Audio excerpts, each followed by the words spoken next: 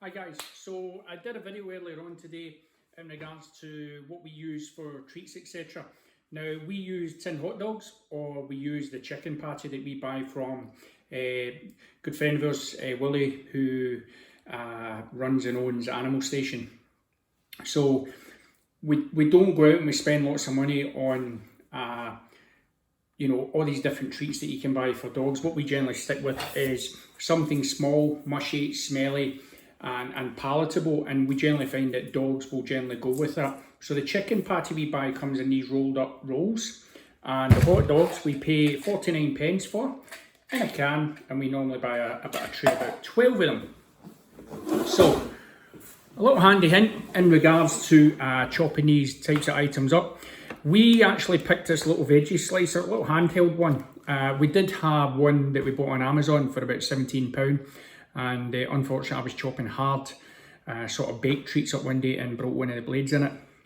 So we went to the Food Warehouse and we seen these advertised. You've probably seen them in our box.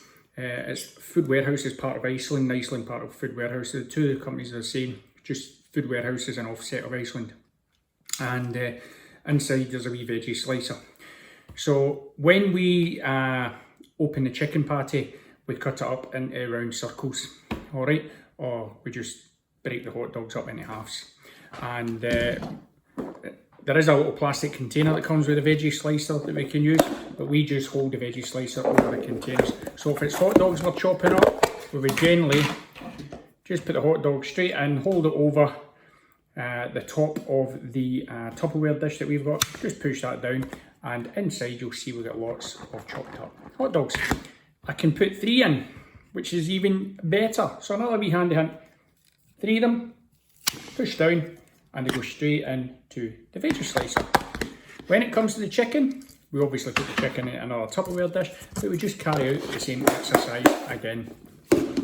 Alright, all we do is hold the veggie slicer over the Tupperware dish, put the chicken rounds, in this case, into the veggie slicer, put it in, press down, and the chicken goes up to treat size.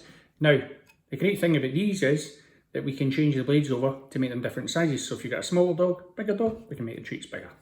We generally go with this one because we can get the treat there, especially for our two, a Malinois and a Rottie, or we can break them up smaller for smaller dogs, giving you lots of treats, and it saves you cutting up lots of crap. So you see the amount that we get out of one roll. There's loads in there. So the last is quite a while as well. So it's not unusual for me to chop one of those patties up and 1 tin of hot dogs, and that'll last me about 3, maybe 4 sessions in some cases when we're using treats for dogs. So that's a wee handy hint in regards to using food in regards to your training. So the other thing was that people were asking about setting the dog up or setting search items up for dog training. And when you're setting or making a search pot, these little tubs, we buy them out of one of our local hardware stores for £1.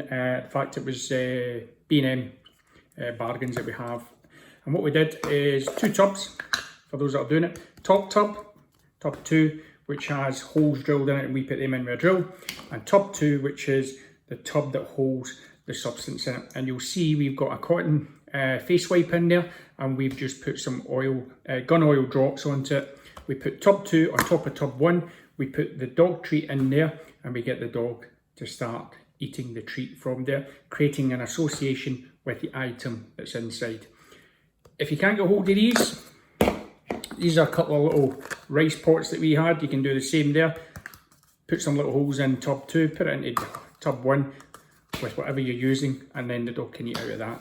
Again, if you like your Slimming World meals, girls, you can use these tubs here. Once they're empty, clean them out, let them dry out naturally, and we can put the substance in there. Get tub 2, drill the holes in it, sit it into tub 1, and then the dog can eat out of these tubes as well. So that's how we make search tubes out. You can make it from everyday items. So another wee handy hint there, guys. No reason to go out and spend lots and lots of money. But make sure when you're using your tubs that if you do wash them out, put them somewhere to dry and let them dry naturally over a day or two, okay, if you're going to use a different substance. All right, that's one of the hints. And when you are using your tubs, again, don't lose patience.